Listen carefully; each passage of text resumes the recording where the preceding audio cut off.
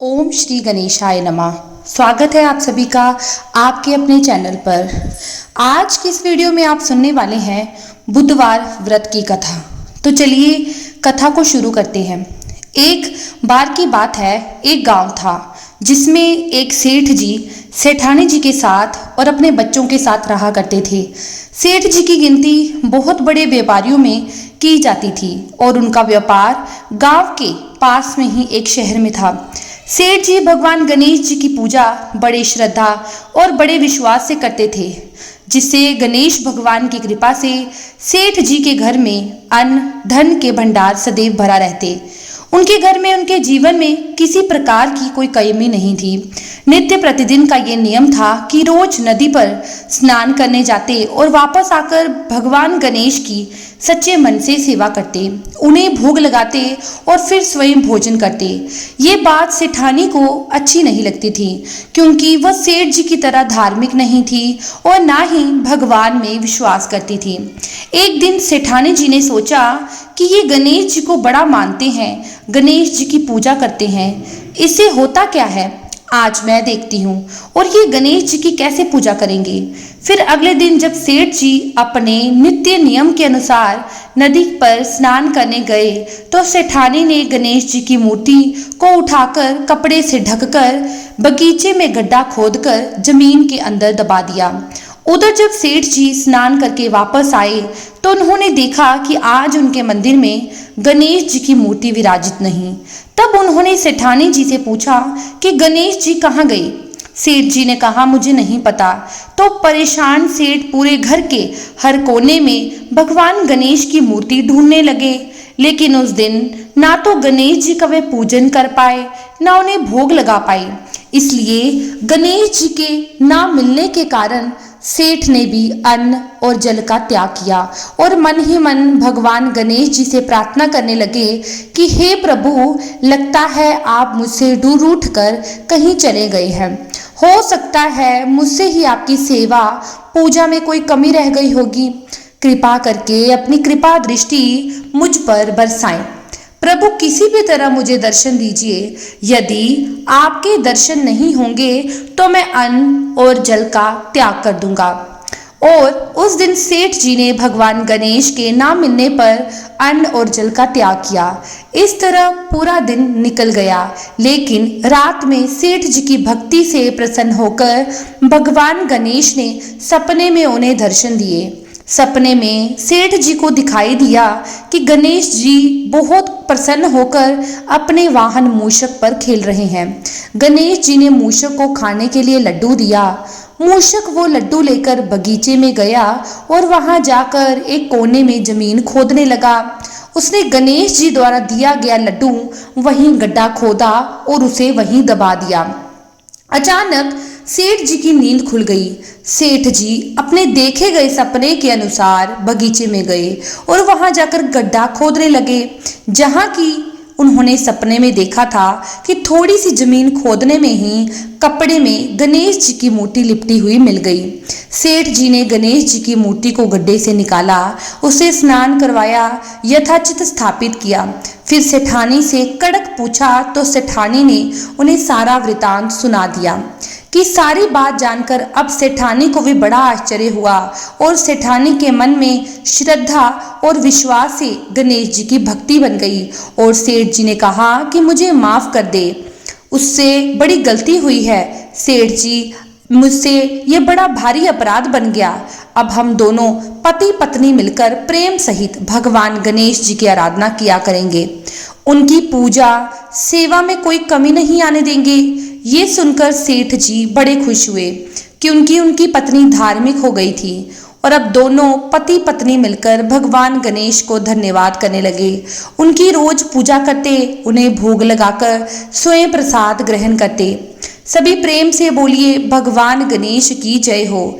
हे गणेश जी, आपने जैसे सेठ और सेठानी पर अपनी कृपा की, वैसे ही कहानी को कहते सुनते हुंकारा भरते सभी भक्तों की मनोकामनाएं पूरी करें। एक और कथा बुधवार व्रत की। एक बार एक नवविवाहित दंपति था।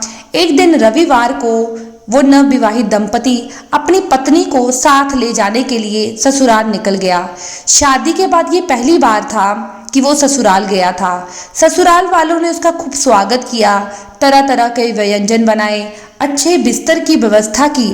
पत्नी की सहेलियों ने उससे मजाक किया, मजाक और बातचीत का आनंद लिया गया। अपने पत्नी के छोटे भाई बहनों द्वारा की गई मेहमान नवाजी का आनंद लेते हुए वो लड़का बाहरी दुनिया को भूल गया। सोमवार और मंगलवार अन्य कार्यों में बिताए और आज था बुधवार। उसने अपनी सास से कहा कि सासू माँ, आज मुझे एक जरूरी काम है, आज आप अपनी बेटी को मेरे साथ उसके ससुराल तुरंत भेज दीजिए। तब सासू माँ ने कहा कि आज बुधवार है और बुधवार को कन्याओं को ससुराल भेजना शुभ नहीं होता। ससुराल में बेटियों को भेजना इस दिन अशुभ माना जाता है, इसलिए मैं अपनी बेटी को आपके साथ आज विदा नहीं कर सकती। तब लड़का कहने लगा कि मुझे बुध की कोई परवाह नहीं, वो मुझे कोई नुकसान नहीं पहुंचा सकता। बुधवार मेरे जैसे व्यापारियों के लिए बड़ा शुभ होता है। दामाद ने कहा, मुझे भी घर पर एक बड़ा जरूरी काम है। सास और ससुर ने दामाद को बड़ा समझाया, लेकिन दामाद तो अपनी जिद पर अड़ा रहा और वे उसी दिन अपने घर जाने की बात करता रहा।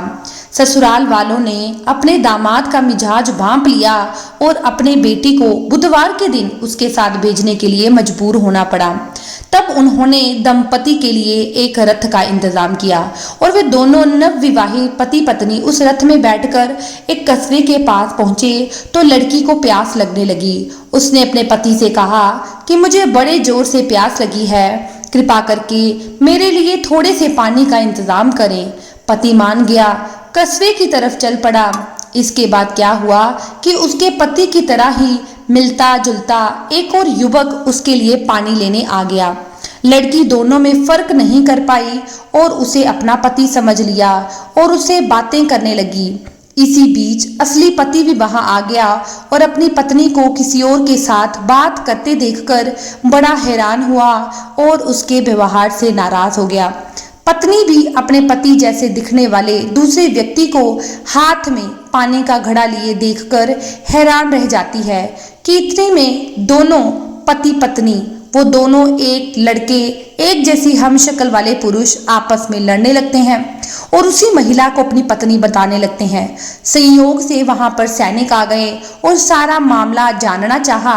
तब महिला से पूछा गया कि तुम्हारा असली पति इन दोनों में से कौन है।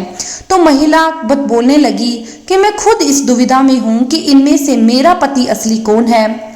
उसने अपने बाद में दामाद को अपनी सासू माँ की बातें बड़ी याद आई, क्योंकि सासू माँ ने उसे कहा था कि बुधवार के दिन लड़कियों को घर ले जाना अशुभ माना जाता है, पर उसने अपनी सासू माँ की एक बात नहीं मानी। अब यहाँ पर वो पछताने लगा। सैनिक उन दोनों को पकड़कर राजा के पास ले गए और राजा को सारी कहानी सुनाई। राजा ने भी अपने मंत्री को न्याय करने का आदेश दिया। मंत्री ने कोतवाल से कहा कि शाम हो चुकी है, इन दोनों लड़कों को अलग अलग कोठरियों में बंद करो, रात भर कड़ी निगरानी रखो, मैं कल फैसला सुनाऊंगा। अब तीनों को अलग अलग कोठरियों में बंद कर दिया गया। रात का घना कोठर था, पहरेदार गहरी नींद में सो रहे थे, पर असली पति बड़ा बेचैन था। उसे बहुत पछतावा हो रहा था और वह जोर जोर से कह रहा था कि मैं अहंकार और ससुराल वालों की अवज्ञा के कारण आज ये दुख भोग रहा हूँ। हे बुद्धदेव, हे भगवान, मुझे इस बार क्षमा करें। पहरेदार उसकी सारी बातें सुन रहे थे। अगली सुबह मंत्रियों ने पहरेदारों को बुलाया। पहरेदार ने उन दोनों युवकों में से एक युवक के व्यवहार के बारे में बताया। मंत्री ने कहा कि जिस व्यक्ति को रात भर बेचैनी रही वही इस महिला का असली पति है और उसे उसकी पत्नी को उसे सौंप दिया जाए। वही दूसरा पुरुष जो रात भर चैन से सोता रहा वो इसका पति नहीं है। उस प्रकार से इन दोनों पति पत्नी को कोठरी से बाहर निकाला गया। सम्मान के साथ उन्हें विदा किया गया। पहरेदार जब दूसरे युवक के पास गए पर बाहर ताला लगा था कोठरी में, पर उस कोठरी के अंदर कोई नहीं था और वो कोठरी अंदर से खाली थी। उन्होंने यही बात मंत्री को बताई। मंत्री ये जानकर हैरान रह गए कि कोठरी के बाहर ताला, अंदर कोई नहीं। तब वे वरिष्ठ मंत्री के पास गए और उन्हें पूरी बात पर आई। वरिष्ठ मंत्री मुस्कुराए और बोले, लापता कैदी बुद्धदेव है। बुद्ध बुधवार को शासन करते हैं। इस व्यक्ति ने बुध के अधिकार को चुनौती दी। बुद्ध देव को बुरा लगा, इसलिए उन्होंने सबक सिखाने के लिए उसके पति का वेश धारण किया। चलिए, मैं उम्मीद करती हूँ कि आपने इस कथा को अवश्य सुना होगा। जो भी व्यक्ति इस कथा को सुनता है, दूसरों को सुनाता है, वे उनका जीवन खुशहाली से भर जाता है। और इस प्रकार दोनों पति पत्नी परिवार सहित बुद्ध देव की पूजा अर्चना व्रत करके कहानी का श्रवण करने लगे। सभी प्रेम से बोलिए बुद्ध देव की जय। जिस व्यक्ति ने भी इस कथा को अंत तक सुना है, दूसरों को सुनाया है, इस चैनल को लाइक करें, शेयर करें, सब्सक्राइब करें और कमेंट सेक्शन में जय बुद्ध देव, जय गणेश भगवान की अवश्य लिखें। धन्यवाद।